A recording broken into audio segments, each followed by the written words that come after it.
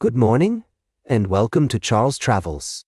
I'm your host, Charles, and I'm delighted to have you join me on this journey through the heart of America. Today, we're going to explore a story that takes us to the Sooner State, Oklahoma, where the winds of change are blowing through the lives of ordinary people. As we travel through the rolling hills and vast plains of Oklahoma, we find ourselves in a small theater, where a group of actors are preparing for a performance of Oklahoma, a parody of the classic Rodgers and Hammerstein musical, Oklahoma. But amidst the excitement and nerves of showtime, one of the actresses, Melinda, is facing a personal crisis. She's scheduled to have an abortion, but the clinic has just called to cancel her appointment due to the recent overturning of Roe v. Wade. As we delve into this story, we're reminded of the power of theater to reflect and shape our understanding of the world around us. The play OK is not just a drama about reproductive rights. It's also a loving critique of the theater itself, with all its quirks and flaws. We meet a cast of characters who are struggling to navigate their own lives, both on and off stage. There's Melinda, who's trying to keep her pregnancy a secret while dealing with the uncertainty of her future. Jolie, the jaded but politically engaged actress who becomes her confidante. And Elena, the high-spirited and charismatic performer who brings a touch of magic to the production. As we explore this story, we're struck by the way it weaves together themes of identity, community, and social justice. We see how the actors come together to support each other, both on and off stage, and how their collective energy and creativity help them navigate the challenges they face. We're also reminded of the importance of preserving reproductive rights and the impact that restrictive laws can have on women's lives. As we take a break from our journey, I want to leave you with a thought. The story of OK is not just about one woman's struggle, it's about the struggles of countless women across America who are fighting for their right to make choices about their own bodies and lives. It's a reminder that no matter where we come from or what our backgrounds may be, we're all connected by our shared humanity. We'll be right back with more fascinating travel adventures on Charles Travels. Welcome back to Charles Travels. As we continue our journey across this great country, I want to take you to a place that's a little bit different, a place where the sounds and flavors of another era come alive. Imagine yourself in the midst of a bustling city, but stepping into a bar that feels like a time capsule from 1960s New York. This is Herb's Tavern, a Sydney bar dedicated entirely to the art of the Negroni, one of the world's most beloved and complex cocktails. As you push open the door, you're immediately enveloped in an atmosphere that's both nostalgic and modern. The checkered carpet under your feet and the glittering disco ball above you set the tone for a sophisticated, yet lively evening.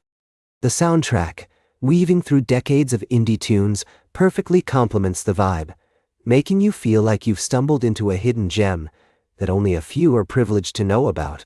But what truly sets Herb's Tavern apart is its devotion to the Negroni. This isn't just a bar that serves Negroness. It's an ode to the drink, with a menu that features innovative twists on the classic recipe. The pièce de résistance is their traffic light trio of red, gold, and green Negroness, each one a masterpiece in its own right. And for those who like to explore, there are 45 different emeros behind the bar, including some unique offerings like a pineapple, rum-based Amaro from Milwaukee. As you sip on your Negroni, you're treated to a complimentary snack that's as intriguing as it is delicious: cheese and hot honey popcorn, inspired by the deep dish pizzas of Chicago.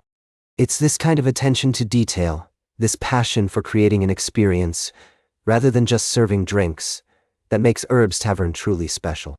In a world where bars and restaurants often blend together, Herb's Tavern stands out as a beacon of originality and craftsmanship.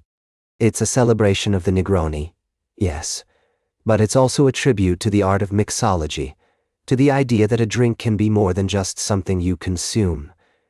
It can be an experience that transports you to another time and place. As we take a moment to appreciate this little slice of New York and Sydney, I'm reminded of the beauty of discovery, of stumbling upon hidden gems that enrich our lives in unexpected ways. Whether you're a fan of the Negroni or just looking for a unique experience, Herb's Tavern is a must-visit destination. Stay tuned for our final story of the day, right here on Charles Travels. Welcome back to Charles Travels, folks. As we wrap up our journey today, I want to take you to the rolling hills of Italy, where the world of professional cycling is in full swing. The Giro d'Italia, one of the most prestigious cycling events, is underway, and Stage 13 promises to be an exciting ride. Imagine yourself standing on the cobblestone streets of Vicenza, surrounded by ancient architecture and the sound of cheering crowds. The air is electric with anticipation as the cyclists approach the finish line. Today's stage is a 180-kilometer journey from Rovigo, taking in 4 Category 4 climbs and a steep ramp up to the Red Bull kilometer at Arcunano. As I speak, Tom Pidcock, a talented young cyclist, is eyeing his first win of the Giro d'Italia.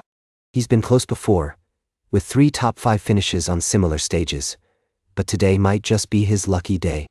The sharp uphill finish in Vicenza seems tailor-made for him, and I can almost feel the excitement building as he gears up for the final sprint. But Tom won't have it easy, folks. Mads Pedersen, already on a hat-trick of stage victories, is also gunning for the win. And let's not forget the overall favorites, who might just see this as an opportunity to make their move. The GC contenders could come out to play, setting up a manic finish that will keep us all on the edge of our seats. As I reflect on this story, I'm reminded of the beauty of cycling, the way it combines physical endurance with mental toughness and strategy. These athletes are truly remarkable individuals, pushing themselves to the limit as they navigate the winding roads and picturesque towns of Italy. And that's what travel is all about, folks. Experiencing new places, meeting new people, and discovering the hidden gems that make each destination unique. Whether you're a cycling enthusiast or just someone who loves exploring the world, I hope this story has inspired you to get out there and start traveling. That's all for today's Charles Travels. Remember to like, share, and subscribe. And until next time, keep on traveling.